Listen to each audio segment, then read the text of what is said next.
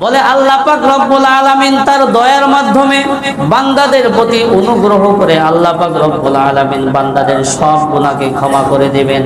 কিন্তু দুইটা গুনাহ আল্লাহ পাক রব্বুল আলামিন ক্ষমা করবেন না। এক নম্বর গুনাহ হইল শিরকি গুনাহ, আল্লাহ পাক ক্ষমা করবে না। দুই নম্বর বান্দার হকের গুনাহ আল্লাহ পাক রব্বুল আলামিন ক্ষমা করবেন না। আল্লাহ পাক রব্বুল আলামিন বলেন, ইন্নাল্লাহা লা ইয়াগফিরু আন ইউশরাকা বিহি ওয়া ইয়াগফিরু মা দুনা যালিকা লিমান ইয়াশা ওয়া মান ইউশরিক বিল্লাহি ফাকাদ ইফতারা ইসমান আযীমা। আল্লাহ পাক রব্বুল আলামিন বলেন, আল্লাহ পাক রব্বুল আলামিন সব গুনাহকে ক্ষমা করে দিবেন, কিন্তু শিরকি গুনাহ ক্ষমা করবে না। আরেকটা গুনাহ আল্লাহ পাক ক্ষমা করবে না, সেটা হলো বান্দার হক। বান্দার হকটা আমরা কিছুই মনে করি না, কিছুই মনে করি না। স্বাভাবিক যে যেমনে পারি, যেইভাবে পারি অন্যকে সার্বক্ষণিক ঠকানোর জন্য চেষ্টা করি। বান্দার হকটা কত মারাত্মক!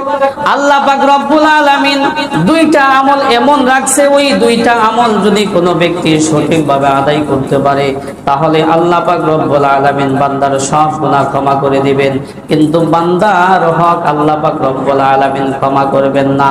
একটা নেক আমল হইল, যদি কেউ হালাল টাকা দিয়ে ওয়াজিব ফরজগুলো ঠিক রেখে সঠিকভাবে হজ আদায় করে, আল্লাহর হাবিব বলেন ওই ব্যক্তি এমন অবস্থায় বাড়িতে ফিরে আসে কেমন যেন তার মা তাকে কেবল জন্ম দিয়েছে, অর্থাৎ সে গুনাহ থেকে মাসুম হয়ে যায়। ইল্লা দাইন, কিন্তু বান্দার হক মাফ হবে না। আরেকটা নেক আমল হইল, যদি কোনো ব্যক্তি আল্লাহর দ্বীনকে আল্লাহর জমিনে বুলন্দ করার জন্য জিহাদ করতে করতে করতে করতে শহীদ হয়ে যায়, শহীদ বিনা হিসাবে জান্নাত, শহীদ কি বিনা হিসাবে জান্নাতে যাবে। ইল্লা দাইন, কিন্তু বান্দার হক মাফ হবে না। তাহলে বান্দার হকটা কত মারাত্মক বুঝছেন? আল্লাহ পাক রব্বুল আলামিনের কাছে তওবা করলে সব গুনাহ ক্ষমা করে দিবে, কিন্তু বান্দার সাথে যেটা সম্পৃক্ত ওইটা আল্লাহ পাক রব্বুল আলামিন ক্ষমা করবেন না। তাহলে আল্লাহ পাক রব্বুল আলামিন বান্দার সব গুনাহ ক্ষমা করে দিবেন, কিন্তু শিরকি গুনাহ আল্লাহ পাক রব্বুল আলামিন ক্ষমা করবেন না।